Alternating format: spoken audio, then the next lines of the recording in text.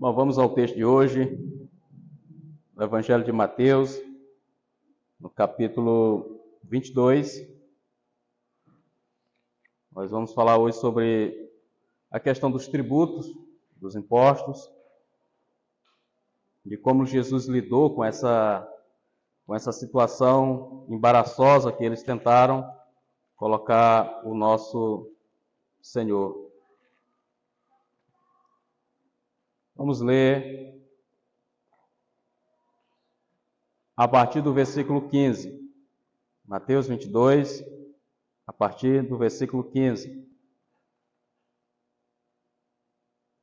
Então, retirando-se os fariseus, consultaram entre si como o surpreenderiam em alguma palavra, e enviaram-lhes discípulos, juntamente com os herodianos, para dizer-lhes: Mestre, sabemos que és verdadeiro e que ensinas o caminho de Deus de acordo com a verdade, sem te importares com quem quer que seja, porque não olhas a aparência dos homens. Dize-nos, pois, que te parece? É lícito pagar tributo a César ou não? Jesus, porém, conhecendo-lhes a malícia, respondeu: Por que me experimentais, hipócritas? Mostrai-me a moeda do tributo. E trouxeram-lhe um denário. E ele lhes perguntou: De quem é a efígie e a inscrição? E responderam: De César. Então lhes disse: Dai, pois, a César o que é de César, e a Deus o que é de Deus. Ouvindo isto, se admiraram e, deixando-o, foram-se. Vamos orar, irmãos. Pai, nós estamos profundamente alegres por poder ler a Tua palavra livremente nesse momento e receber as instruções, a doutrina, aplicar, Senhor Deus, as verdades que esse texto nos ensina aos nossos corações, ao nosso viver diário, à vida da Tua igreja, em sociedade. E assim, ó Pai, que o Teu Espírito Santo nos conduza neste momento, em cada palavra, em cada argumentação, em cada explicação e em cada aplicação.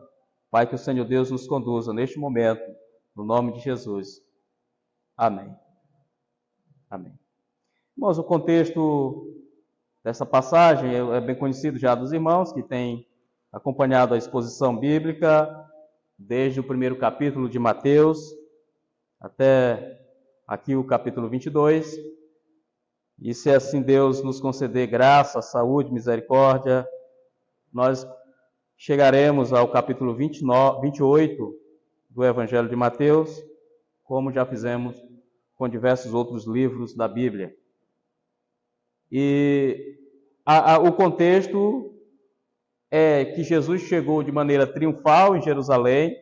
Nós vimos isso ainda no capítulo 21. Depois de estar em Jerusalém, ele realiza a purificação do templo. Depois ele efetua algumas curas também ali no templo. Há a questão da figueira que ele amaldiçoa porque não deu fruto quando ele está voltando de Betânia. Depois ele é questionado no templo pelos principais sacerdotes e também pelos anciãos do povo, com respeito a que autoridade ele tinha para fazer aquilo que ele estava fazendo, ensinando e curando, purificando o templo. E Jesus pergunta para ele sobre a autoridade de João, se o ministério de João era de Deus, se o batismo de João era de Deus ou se era dos homens. E eles não responderam, porque se respondesse, eles ficariam errados, eles seriam questionados de qualquer maneira, se eles respondessem sim ou se não. Nós já vimos isso também. E aí depois Jesus se volta para aqueles líderes religiosos, os fariseus especialmente, mas ali também havia os saduceus. A gente vai ver na passagem de hoje que também os herodianos se fizeram presente naquela oposição a Cristo. E durante esse enfrentamento aqui, o contexto que nós temos, irmãos, a partir do versículo 23 do capítulo 21 em diante, é sobre as controvérsias no templo. E ainda estamos nesse mesmo cenário das controvérsias no templo. Jesus está no templo, em Jerusalém, debatendo, discutindo com aqueles líderes religiosos que se achavam bons, se achavam melhores, e ele tem esses embates. Então, Jesus conta 3 parábolas em sequência, apontando claramente para aqueles líderes religiosos. A gente viu cada uma delas aqui. A primeira foi a parábola dos 2 filhos, a segunda foi a parábola dos lavradores maus, e, por último, domingo passado, nós vimos a parábola das bodas. E agora, no mesmo ambiente, nós temos Jesus sendo questionado pelos fariseus sobre a questão dos tributos. Então vamos à passagem de hoje. No versículo 15, capítulo 22, versículo 15, é dito o seguinte: e retirando-se os fariseus, consultaram entre si como o surpreenderiam em alguma palavra. Então, observe, irmãos, o primeiro ponto que eu quero destacar aqui aos irmãos é sobre o plano, sobre a elaboração de um plano infalível, entre aspas, para apanhar Jesus em suas próprias palavras. Não é a primeira vez que aqueles homens fazem ou tentam algo nessa natureza com Jesus. Houve outros momentos também que assim aconteceram. Agora aqui, percebendo que Jesus ele chegou de maneira triunfal em Jerusalém, ele chegou sendo aclamado como rei. Jesus foi aclamado como rei, hosana ao rei. Era essa a expressão de louvor que o povo vinha com ele na entrada triunfal em Jerusalém. E Jesus tinha a admiração do povo. O povo estava ali admirados, vendo os milagres, vendo os ensinos. E aqueles homens só temiam ao povo. Eles não temiam nada mais. Então, eles sabiam que para matar Jesus, porque esse era o plano, eles precisavam dobrar o povo.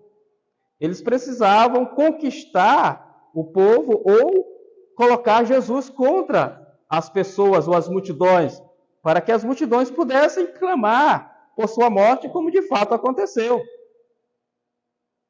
Quem já leu, já ouviu o restante da exposição de algum evangelho, ou mesmo aqui nós vamos ver mais na frente, esse mesmo povo que estava clamando, hosana ao rei, é o que grita, crucifica-o, crucifica-o. Então, os líderes religiosos, com as suas artimanhas, conseguiram manipular o povo. Como de costume, né? O povo é facilmente manipulável. Naqueles dias não foi diferente. Eles estavam na presença do Filho de Deus, do Deus encarnado. E mesmo assim eles foram enganados pelos líderes religiosos. Eles foram seduzidos. Então o plano era esse. Era pegar Jesus em alguma palavra para que ele fosse acusado. Ele fosse acusado ou de sedição, que seria se levantar contra o poderio romano. Roma dominava Jerusalém naqueles dias, Judéia naqueles dias, porque o vasto Império Romano dominava não só a Judéia, mas também o Egito e tantas outras partes do mundo. O Império tinha crescido tanto, e naqueles dias quem estava no poder era Tibério. Tibério César, ele estabeleceu um período de paz e harmonia, entre aspas, no Império Romano, logicamente através da força do exército romano, conquistou muitas terras e ali havia certa paz, certa harmonia, alguns serviços muito bons, como as estradas romanas que cortavam todo o Império Romano, e além de outros benefícios que os cidadãos romanos tinham. Mas aquelas nações conquistadas, aquelas tribos conquistadas, aquelas nações conquistadas, elas eram forçadas a pagar impostos. E pagar altos impostos a Roma, para que a coroa romana pudesse manter todo o seu poderio militar. Porque que vantagem teria chegar e conquistar, lutar contra um exército e conquistar uma província, um outro país, e dali não extraísse nada? Então, certamente, eles extraíam, e através dos impostos. E é essa controvérsia dos impostos que nós vamos ver mais aqui à frente. Então, eles tentaram Jesus de diversas formas. E ao elaborar este plano, como eu chamo de infalível, entre aspas, porque ele faliu, né? Ele ruiu, eles se retiraram. Veja que o versículo diz: então, retirando-se os fariseus, consultaram entre si como o surpreenderiam em alguma palavra. Saíram e elaboraram um plano. Elaboraram uma estratégia. Certamente, mentes brilhantes ali estavam, dados, homens versados no debate público. Eles, então, pensaram: vamos levar a questão do tributo. Porque pagar tributo para o povo de Israel, para os fariseus, era uma afronta ao Deus de Israel. Pagar impostos era dizer que estava submetido a uma nação estrangeira, como de fato estava. Pagar impostos ali para Roma era dizer que eles eram subservientes a Roma. E para eles isso era uma afronta. Para os saduceus, para os zelotes, para todos esses partidos que haviam ali dentro do Sinédrio. Eu já expliquei isso aos irmãos em outros momentos, que havia ali vários partidos dentro do Sinédrio. Havia também os herodianos, que a gente vai ver aqui mais à frente. Esses herodianos eram pessoas simpatizantes do governador Herodes, que estava ali exercendo domínio na Judéia naqueles dias. Esses herodianos eram favoráveis ao pagamento de impostos. Já os fariseus eram contrários ao pagamento de impostos. Veja em que situação Jesus estava. O plano era, aos olhos deles, infalível. Porque se Jesus dissesse assim: não, nós não somos obrigados a pagar impostos a Roma. Muito bem, ele ia conquistar o apoio dos fariseus, da sua nação, mas ele ia ser acusado pelos herodianos que estavam ali presentes de sedição, e ele seria até morto por causa disso, seria punido pelo Império Romano por estar levantando uma rebelião contra Roma. Como aconteceu, por exemplo, no século VI depois de Cristo, um homem chamado Judas da Galileia questionou sobre esse pagamento de tributos que foi estabelecido naquele período, em que todo cidadão da Judéia deveria pagar, todo homem deveria pagar, que era um denário. Nós vamos ver daqui a pouco sobre esse tributo em si. Muito bem.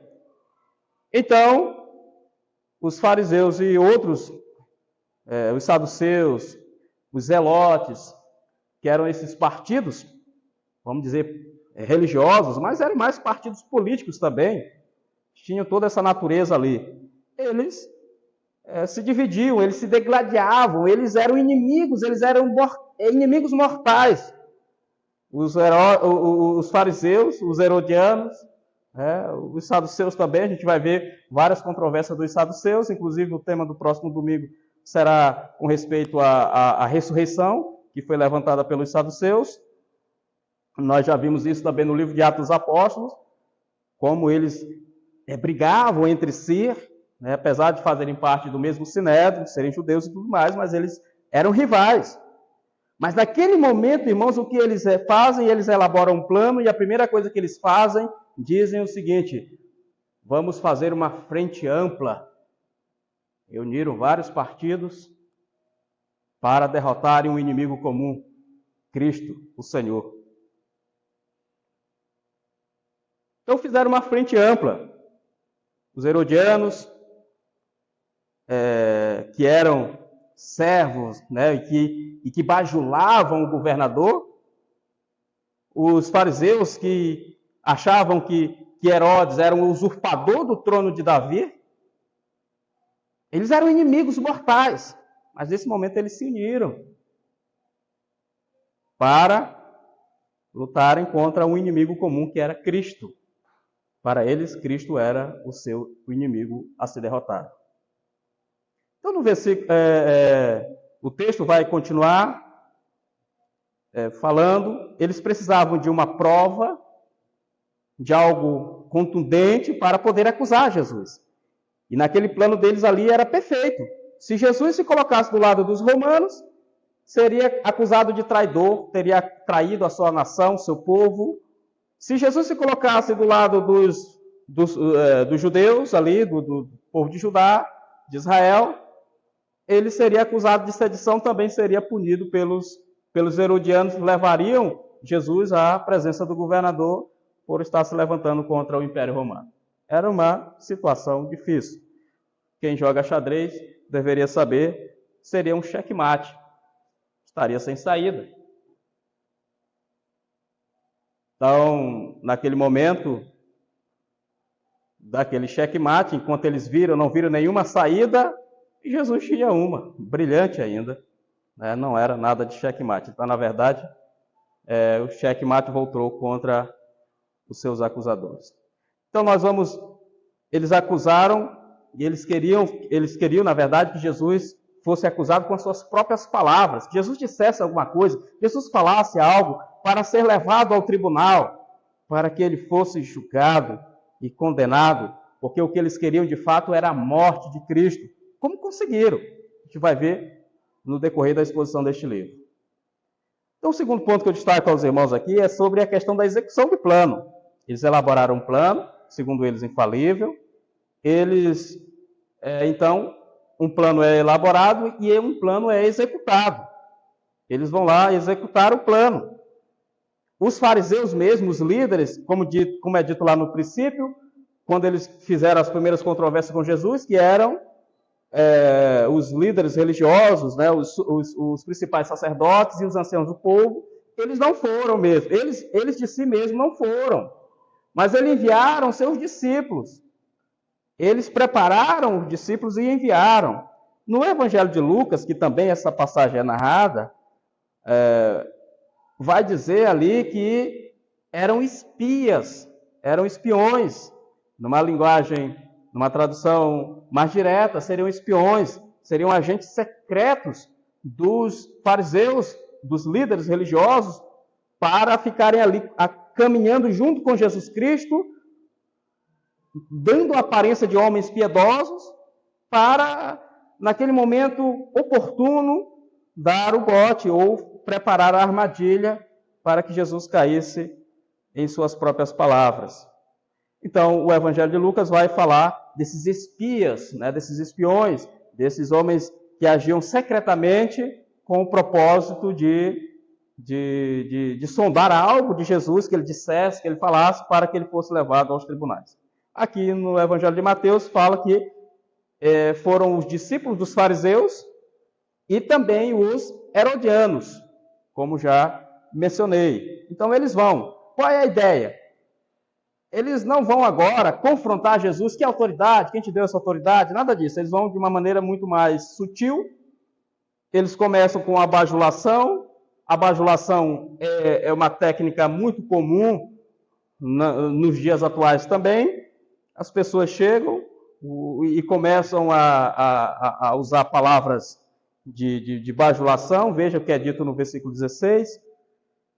E enviaram-lhes discípulos, juntamente com os herodianos, para dizer-lhes: mestre, veja bem, que toda essa pergunta, toda a elaboração dessa pergunta, não foi algo que veio dos próprios discípulos, mas os próprios líderes religiosos prepararam antecipadamente os seus discípulos para que a pergunta fosse feita de forma precisa, para que não houvesse saída para Jesus na hora da sua resposta. Então, vejam bem, como eles começaram a bajulação, chamando Jesus de mestre. Nada errado, irmãos, deles chamarem Jesus de mestre. Jesus foi chamado de mestre várias vezes pelos evangelistas. Nos evangelhos, Jesus é assim chamado de mestre, e ele mesmo, Jesus, se apresenta como aquele que veio para ensinar as coisas que o Pai ordenou a ele, para que ele viesse e transmitisse ao povo. Então, Jesus, de fato, é o mestre. Ele não só é mestre, mas também é Senhor. Estes homens que chamam Jesus de mestre são os mesmos homens que não seguem os seus ensinamentos. Há muitos assim nos dias atuais, não é verdade? Muitos que consideram Jesus Senhor, mas que não se submete ao seu senhorio, ao seu ensino, à sua doutrina, que não segue nada daquilo que Jesus ensina. Mas eles dizem que Jesus é Senhor. Eles dizem que Jesus é mestre. Jesus é tudo na minha vida. E, na verdade, agem como se Cristo nem existisse. Meus irmãos, chamar Jesus de mestre, nesse caso aqui, nada mais é do que uma hipocrisia. Jesus vai denunciar isso mais aqui na frente. São hipócritas. Então, mestre, sabemos que és verdadeiro. Olha como é a bajulação. Sabemos que és verdadeiro e que ensinas o caminho de Deus, de acordo com a verdade, sem te importar com quem quer que seja, porque não olhas a aparência dos homens. O que é de errado nessa frase, irmãos? Só aqueles que estão pronunciando a frase. Toda a frase é correta. Jesus é mestre.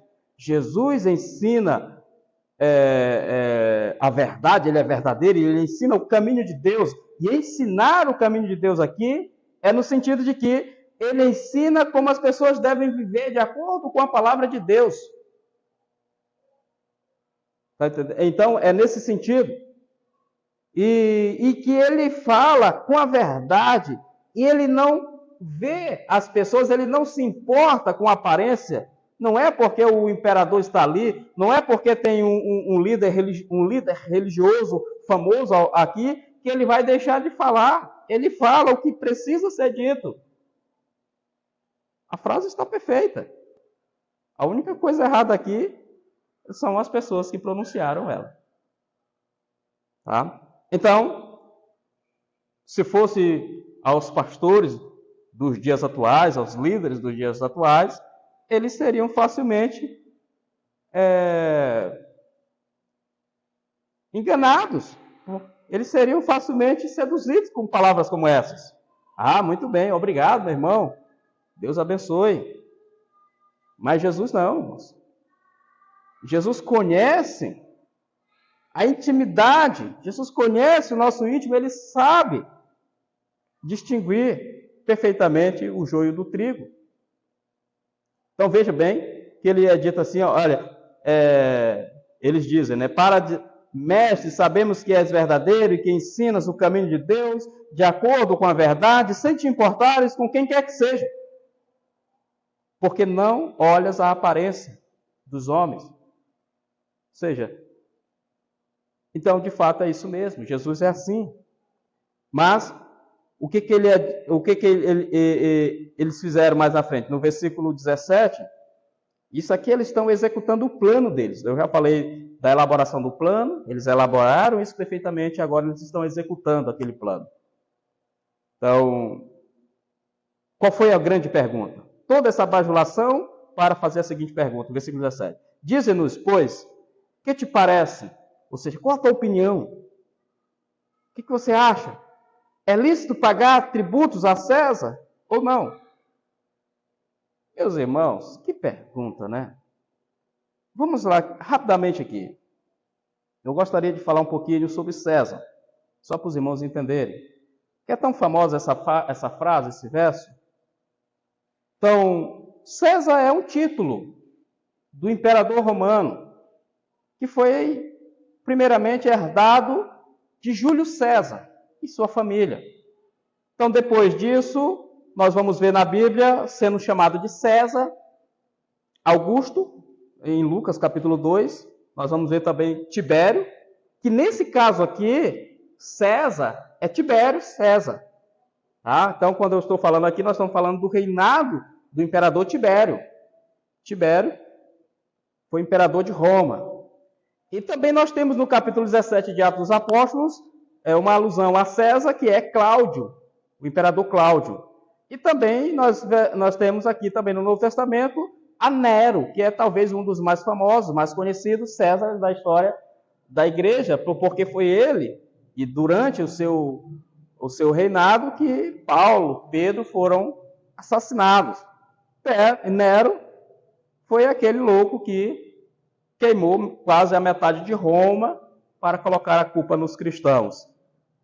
Então, César é um título do imperador romano. Naqueles dias, o imperador romano era Tibério. Muito bem. Então, sabendo disso, a pergunta que eles fizeram: é lícito pagar tributo a César? A César? Ou não?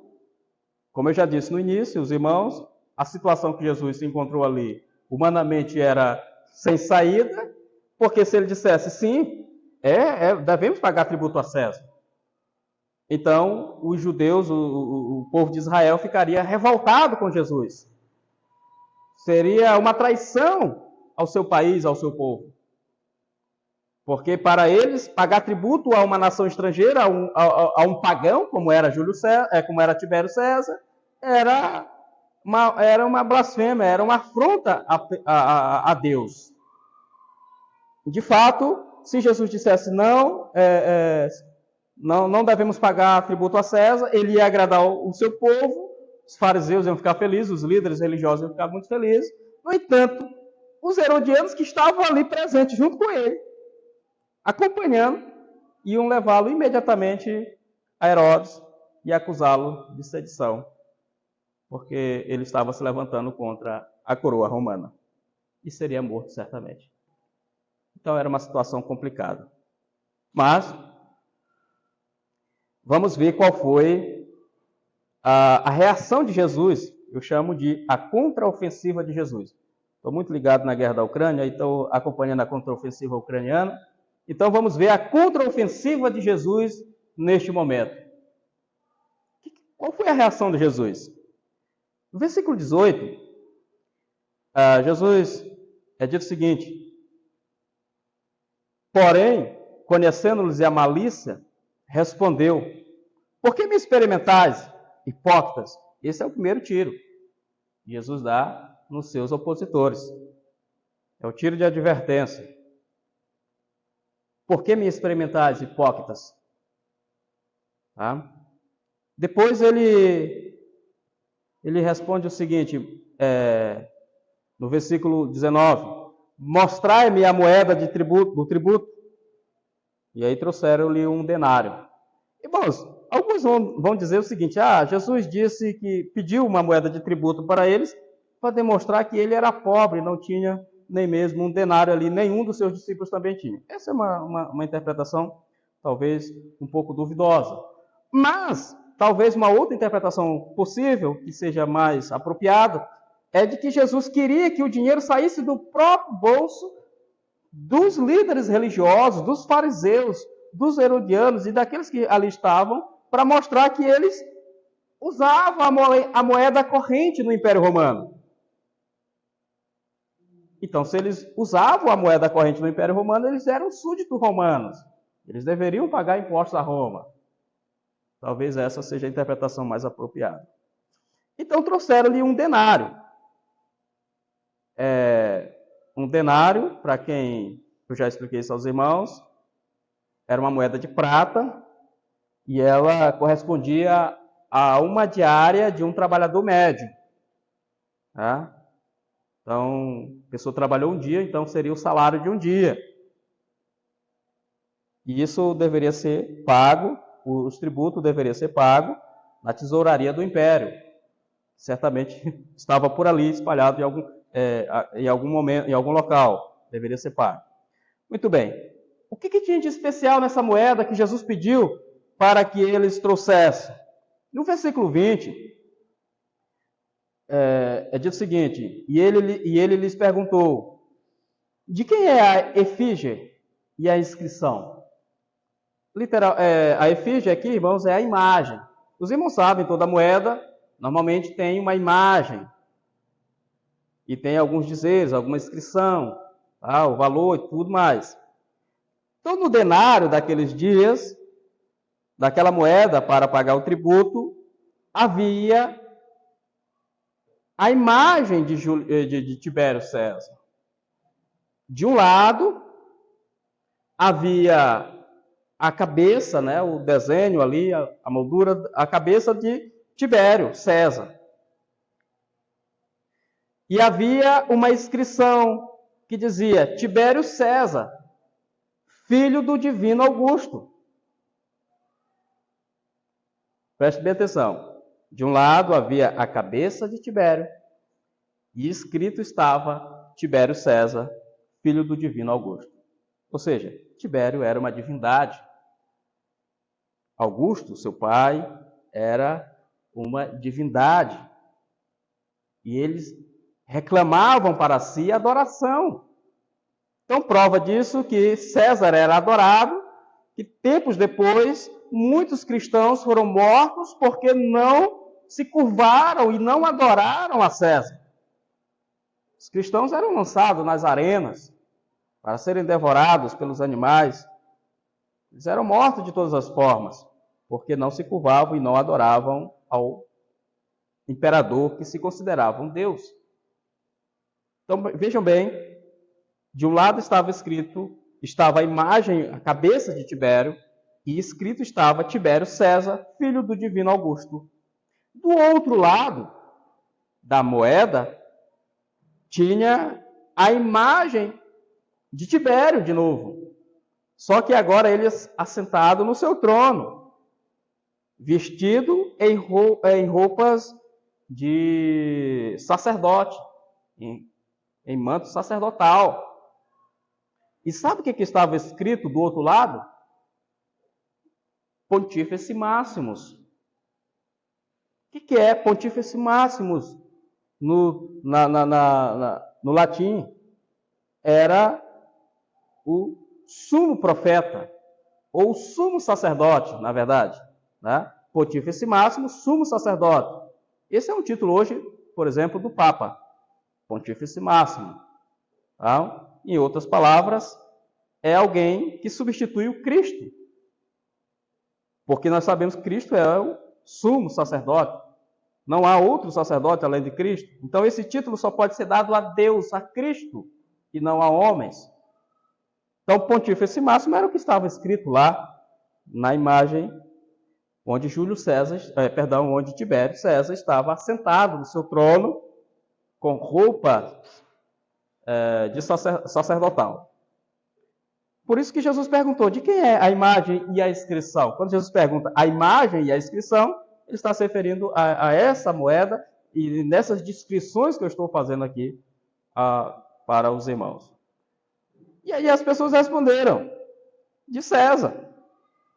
E aí Jesus responde com muita clareza, com muita firmeza, sem fugir do assunto, sem se esquivar, sem se calar, porque se ele se calasse, ele seria acusado de covardia.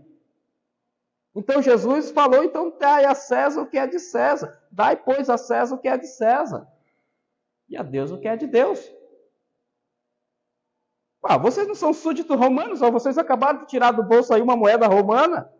Vocês usam o sistema monetário romano, vocês usam as estradas romanas, vocês têm a proteção do exército romano. Nada mais justo que vocês pagarem impostos a Roma. Paguem. Jesus nunca proibiu a igreja de pagar impostos. Certamente, ali nós temos um contexto em que há um imperador, não é uma eleição como nós temos em nosso país, que nós podemos escolher governantes que são tendenciosos a pagar menos impostos ou são tendenciosos a pagar mais impostos ou a cobrar mais impostos do povo. Então, se nós vivemos, por exemplo, numa democracia e nós temos a oportunidade de escolher governantes que vão retirar o peso tributário do povo, por que nós vamos votar naqueles que vão aumentar os tributos para o povo? A responsabilidade é toda nossa. Lá não, lá é uma ditadura. Porque os ditadores, de modo geral, eles gostam de ser idolatrados. O Estado é Deus, é uma divindade que deve ser adorada. E não era diferente com Tibério e no Império Romano, como não foi diferente em todas e quase todas as ditaduras que se tem conhecimento até hoje. Mas, se nós temos a oportunidade de escolher governantes que preferem uma economia livre, um mercado livre, onde se você, pagando menos impostos, mas aplicando melhor os recursos, você consegue melhorar a vida do povo, por que colocar governantes que vão querer cobrar mais impostos do povo? Essa é uma reflexão para nós, é uma aplicação para a nossa vida como cidadãos que somos. Muito bem. Então, Jesus diz, dai a César o que é de César. Jesus não proíbe pagar impostos, ele diz que deve ser pago impostos. E na mesma frase em que ele diz, já que são cidadãos de Roma, ou súditos de Roma, paguem, nada mais justo que pagar impostos a Roma. Agora, dai a Deus o que é de Deus. Ou seja, a moeda, a imagem é de Tibério César, os impostos é a Tibério César, mas as honrarias não. Essas honrarias que estão aí, elas devem ser dadas somente a Deus. Tá? Nós jamais devemos olhar para o Estado ou para os seus governantes como deuses. A doutrina que nós podemos extrair daqui, eu trouxe duas para a gente ponderar aqui. A primeira é sobre o magistrado civil. A nossa confissão de fé, a Confissão de Fé Batista de 1689, traz no capítulo 24 o seguinte, eu vou ler aqui o que diz a Confissão de Fé no capítulo 24. Deus, o Senhor, Supremo Rei de todo o mundo, ordenou que houvesse magistrados civis para lhes estarem sujeitos e governarem sobre o povo, para o bem público e para a glória de Deus. E para desempenharem essa função, Deus os armou com o poder da espada, para a defesa e o encorajamento daqueles que fazem o bem, e para a punição dos malfeitores. Paulo vai dizer isso claramente lá na carta aos Romanos, no capítulo 13, ele disserta sobre essa questão, sobre a obediência às autoridades. E no versículo 7, ele vai dizer o seguinte, pagai a todos o que lhe é devido, a quem tributo, tributo, a quem imposto, a quem respeito, a quem honra. Ou seja, Paulo aqui nesse texto vai explicar claramente que nós devemos nos sujeitar às autoridades que são constituídas por Deus. Toda autoridade é constituída por Deus. Mas as autoridades são más, são cruéis. Foi Deus que estabeleceu também, às vezes, em muitas ocasiões, para a punição do povo, para a sua justa punição, por sua rebeldia. Mas quando o justo governa, o povo se alegra. Mas quando o ímpio governa, o povo sofre. É isso que a Bíblia diz. E é isso que nós devemos entender. Então, o texto, Jesus estava fazendo claramente a distinção entre o magistrado civil, que toda a autoridade é constituída por Deus e devemos a elas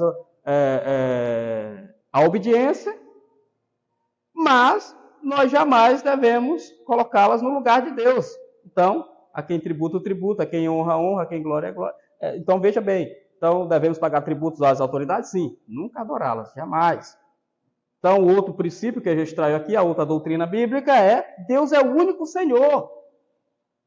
Então, no capítulo 2 da mesma Confissão de Fé, a Confissão de Fé Batista de 1689, é dito o seguinte, o Senhor é somente um.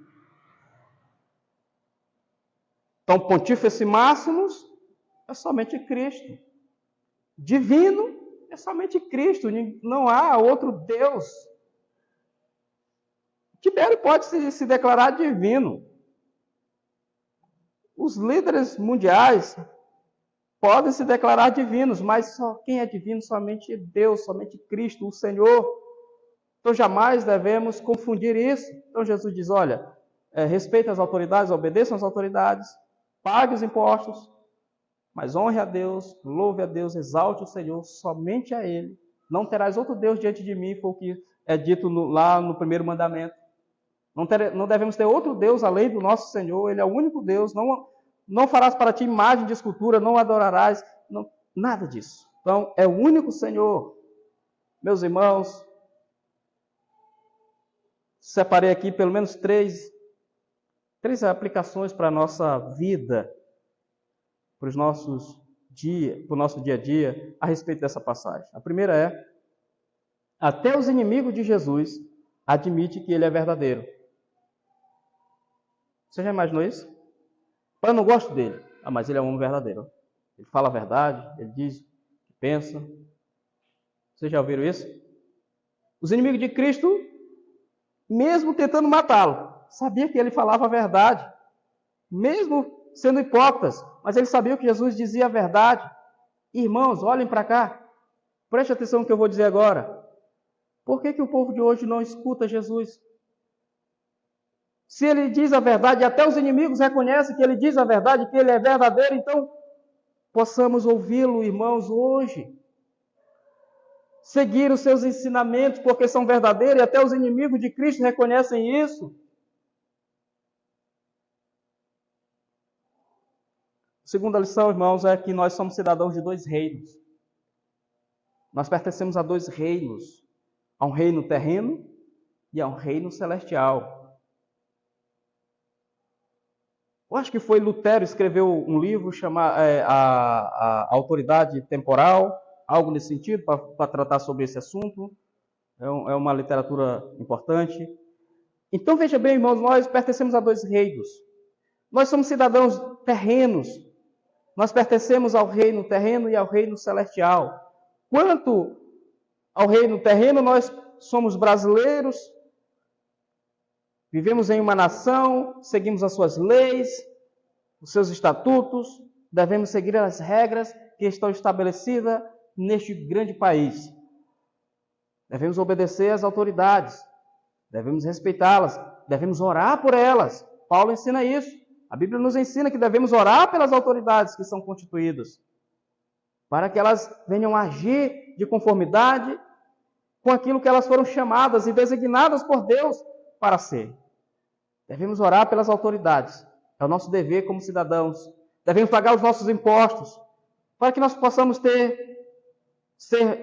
receber do Estado os benefícios, os calçamentos,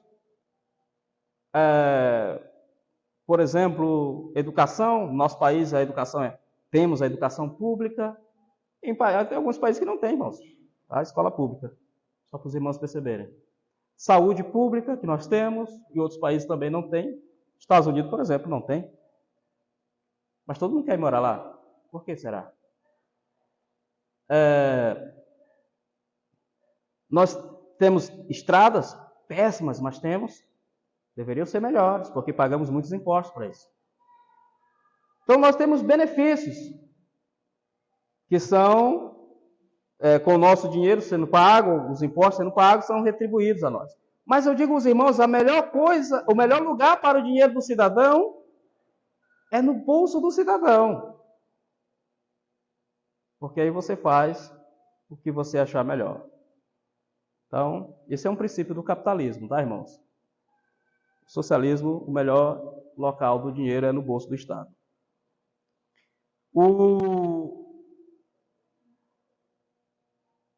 Quanto ao reino espiritual, nós também temos obrigações, somos cidadãos dos céus. Então devemos reverência total ao nosso Deus. Devemos adorá-lo, devemos louvá-lo, devemos ler a sua palavra, devemos evangelizar, devemos vir à igreja, devemos contribuir, temos muitos deveres, irmãos. E os privilégios são imensos. Porque tudo que o Estado faz, nós vamos usufruir aqui, os nossos filhos vão usufruir aqui. Mas no reino celestial, irmãos, é a eternidade que está preparada para nós. Nós falávamos hoje aqui de manhã sobre o ímpio e o justo, a diferença, estudando Provérbios. E aí eu falei aos irmãos que para os ímpios, o único paraíso que eles vão conhecer é aqui nessa terra. São as praias que eles vão viajar, são os resorts que eles vão visitar, são os centros turísticos que eles vão usufruir daquilo ali. Então, é o único paraíso que os ímpios vão conhecer isso aqui.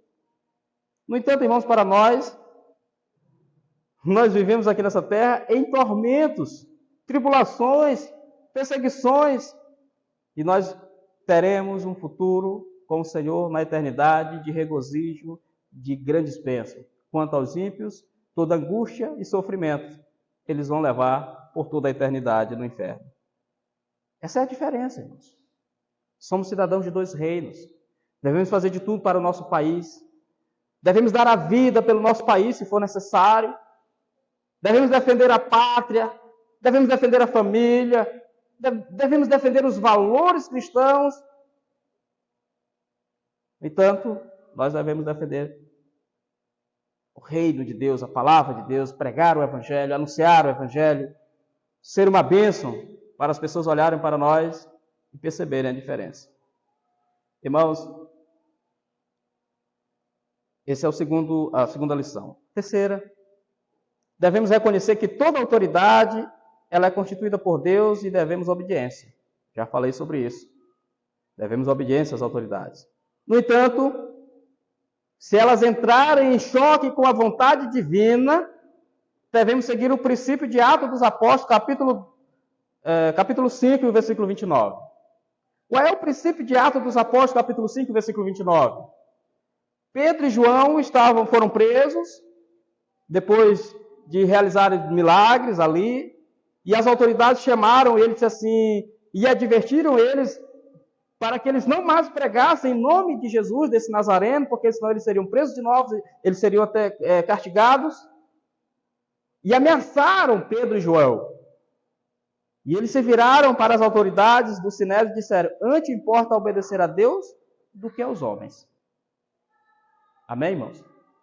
Então, quando os homens, as autoridades constituídas, elas entram em choque com a vontade divina, quando elas contrariam a vontade divina, nós devemos obedecer a Deus. Certo? Lá na sua casa, na sua família, a esposa deve obediência ao seu marido. É o que a Bíblia diz. Mas se o seu marido está fugindo dos princípios bíblicos de Deus, você deve antes obedecer a Deus do que a ele. Deu para entender? Então isso serve para todas as esferas da sociedade. Não só na família, mas em todos os ambientes.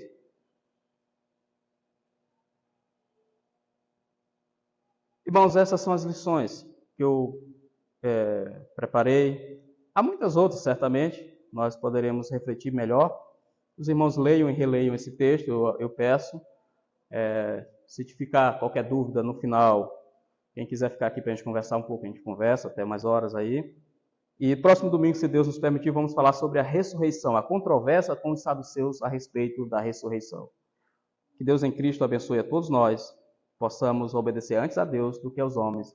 Mas, se estes homens estiverem agindo de conformidade com aquilo que Deus estabeleceu para eles, devemos obedecer sim às autoridades. Vamos ficar de pé e vamos orar ao nosso Deus, agradecendo por esta palavra. Pai, muito obrigado, Senhor Deus, por este momento. Diante da Tua presença, nós podemos nos reunir como igreja, podemos nos preparar para este culto, para ouvir a Tua Santa Palavra, para ouvir o Teu Evangelho, Pai. Possamos, como cidadãos brasileiros, agir como tais, sendo fiéis para com a nossa nação, obedecendo às autoridades, orando por elas, torcendo para que tudo dê certo. Mas, ó Deus, que jamais possamos esquecer do Senhor, porque devemos adorar o Senhor, dar a César o que é de César e a Deus o que é de Deus. Esta é a grande lição, este é o grande princípio que nós recebemos hoje nessa passagem. Em nome de Jesus eu te peço, te agradeço por tudo. Amém.